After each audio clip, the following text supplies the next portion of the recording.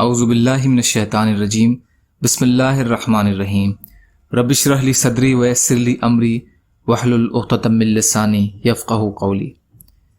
منتخب احادیث اکرام مسلم، مسلمانوں کے حقوق۔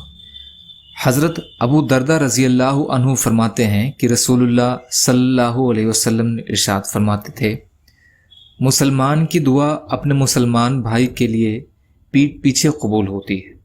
دعا کرنے والے کے سر کی جانب ایک فرشتہ مقرر ہے۔ جب بھی یہ دعا کرنے والا اپنے بھائی کے لیے بھلائی کی دعا کرتا ہے تو اس پر وہ فرشتہ آمین کہتا ہے اور دعا کرنے والے سے کہتا ہے، اللہ تعالیٰ تمہیں بھی اس جیسی بھلائی دیں جو تم نے اپنے بھائی کے لیے مانگی ہے۔ مسلم۔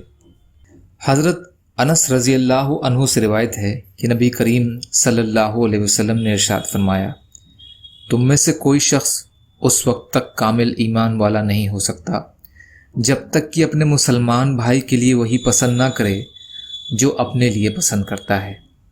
بخاری۔ حضرت خالد بن عبداللہ قصری رحمۃ اللہ علیہ اپنے والد سے اور وہ اپنے دادا سے نقل کرتے ہیں کہ ان سے رسول اللہ صلی اللہ علیہ وسلم نے دریافت فرمایا، کیا تم کو جنت پسند ہے؟ یعنی کیا تم جنت میں جانا پسند کرتے ہو؟ میں نے عرض کیا، جی ہاں۔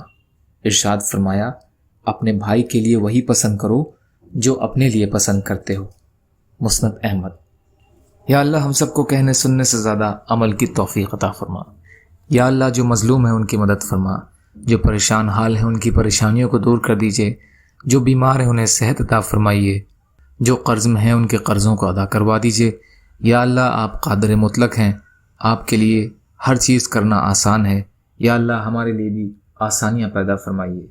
یا اللہ ہر خیر کی چیز میں برکت عطا فرمائیے، ہر شر کی چیز سے حفاظت فرمائیے۔ یا اللہ آپ جیسا بہتر سمجھے ویسے ہماری حفاظت فرمائیے۔ اللہم انا نجعلک فی نحورہم ونعوذ بک من شرورہم۔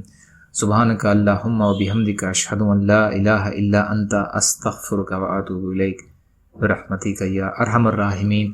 لا الہ الا اللہ محمد رسول اللہ۔ السلام علیکم۔